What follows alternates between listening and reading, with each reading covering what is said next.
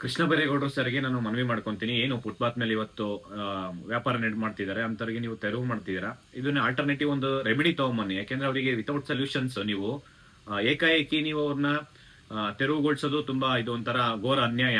ಯಾಕೆ ಅಂತಂದ್ರೆ ಅವ್ರು ಯಾರು ಶ್ರೀಮಂತರಿಲ್ಲ, ಯಾರು ಎಲ್ಲ ಬಡವರು ಇರುವಂತದ್ದು. ಇವತ್ತು ಯಾವುದೇ ಒಂದು ಕಮರ್ಷಿಯಲ್ ಬಿಲ್ಡಿಂಗ್ ಒಂದು ರೆಂಟಲ್ ಒಂದು ಅಂಗಡಿ ತಗೊಬೇಕಂತಂದ್ರೆ minimum one year 2 years advance pay ಮಾಡ್ಬೇಕಾಗುತ್ತೆ. 10 months ಅಡ್ವಾನ್ಸ್ ತಗೊಂತಾರೆ. ಫಸ್ಟ್ ಅದ್ರ ಬಗ್ಗೆ ಹೋಗಿ ನೀವು ನೋಡಿ ಎಷ್ಟು ಅಡ್ವಾನ್ಸ್ ತಗೊಂತಾ ಇದಾರೆ ಅಂತ ಹೇಳ್ಬಿಟ್ಟು. ಆಸ್ ಪರ್ ರೂಲ್ಸ್ ಪ್ರಕಾರ 2 months ಅಡ್ವಾನ್ಸ್ ತಗೋಬೇಕು. ಇವತ್ತು 10 months 1 year 2 years ಲಕ್ಷಾಂತರ ರೂಪಾಯಿ ಅಡ್ವಾನ್ಸ್ ತಗೊಂತಾರೆ. ಆ ಒಂದು ಅಡ್ವಾನ್ಸ್ ಪೇ ಮಾಡಕ್ ಆಗ್ದಿರ ಇವತ್ತು ಫುಟ್ಪಾತ್ ಅಲ್ಲಿ ಅವ್ರೇನೋ ಒಂದು ಜೀವನ ನಡೆಸ್ತಾ ಇದಾರೆ. ನೀವು ಆಲ್ಟರ್ನೇಟಿವ್ ಒಂದು ಕಮರ್ಷಿಯಲ್ ಒಂದು ಬಿಲ್ಡಿಂಗ್ ತಗೊಂಬನ್ನಿ, ಬಿಲ್ಡಿಂಗ್ ಕಟ್ಟಿ 6 month ಟೈಮ್ ಕೊಡಿ. 6 month ಅಲ್ಲಿ ಯಾರ್ಯಾರು ಈ ಫುಟ್ಪಾತ್ ಅಲ್ಲಿ ಅಂಗಡಿಗಳು ಇಟ್ಟಿದ್ದಾರೆ ಅವ್ರದೆಲ್ಲ ಒಂದು ಲಿಸ್ಟ್ ಮಾಡ್ಕೊಳ್ಳಿ.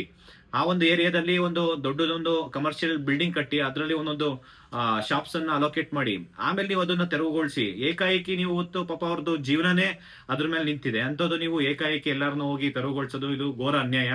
ಮತ್ತೆ ಇನ್ನೊಂದು, ನಿಮ್ಮ ಅಧಿಕಾರ ಏನ್ ಶಾಶ್ವತ ಇಲ್ಲ, ಅಧಿಕಾರ ಶಾಶ್ವತ ಇಲ್ಲ. ಮತ್ತೆ ಇನ್ನೊಂದು, ಅವ್ರದ್ದು ಶಾಪ ತಟ್ಟುತ್ತಂತಂದ್ರೆ ಹಂಗಿಂಗಲ್ಲ. ನಿಮ್ಗೆ ದಯವಿಟ್ಟು ಇದನ್ನ ಇಲ್ಲಿ ನಿಲ್ಸಿ. First alternative solution ತಗೊಂಬನ್ನಿ.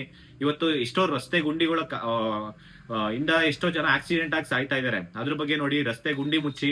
ಮತ್ತೆ ಒಂದು ಸ್ಯಾನಿಟೈಸ್ ಇದು ಸೀವೇಜ್ ಪ್ರಾಬ್ಲಮ್ ಇದೆ. ಒಂದ್ ಮಳೆ ಬಂತಂದ್ರೆ ನೀರು ಹೋಗಂತ ವ್ಯವಸ್ಥೆ ಇಲ್ಲ. ನೀರ್ ನಿಂತ್ಕೊಂಡು ರೋಡಲ್ಲಿ ರಸ್ತೆ ಮೇಲೆ ನೀರ್ ನಿಂತ್ಕೊಳುತ್ತೆ.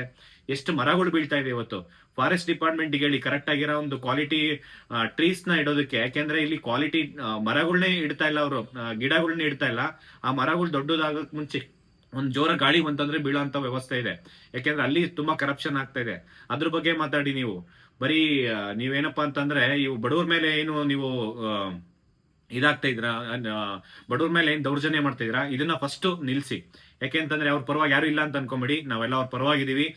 ದಯವಿಟ್ಟು ಇದನ್ನ ಸೀರಿಯಸ್ ಆಗಿ ತಗೊಳ್ಳಿ. ಯಾಕೆಂದ್ರೆ ಫಸ್ಟ್ ಆಲ್ಟರ್ನೇಟಿವ್ ರೆಮಿಡಿ ತಗೊಂಬನ್ನಿ, ಆಮೇಲೆ ನೀವು ಅದ್ರ ಬಗ್ಗೆ ನೀವು ಚರ್ಚೆ ಮಾಡಿ ಏನ್ ಮಾಡ್ಬೇಕಂತ. ಏಕಾಏಕಿ ನೀವು ಅಧಿಕಾರಿಗಳನ್ನ ಬಿಟ್ಬಿಟ್ಟು JCP ಬಿಟ್ಬಿಟ್ಟು ಏಕಾಏಕಿ ಹೊಡೆದ್ರೆ ಅದು ನಿಜವಾಗ್ಲೂ ಇದು ನಿಮ್ಮ ಬಡವ್ರ ಶಾಪ ತಟ್ಟದೆ ಬಿಡಲ್ಲ. ಇದು ನಿಮ್ಮ ಅಧಿಕಾರ ಶಾಶ್ವತ ಅಲ್ಲ.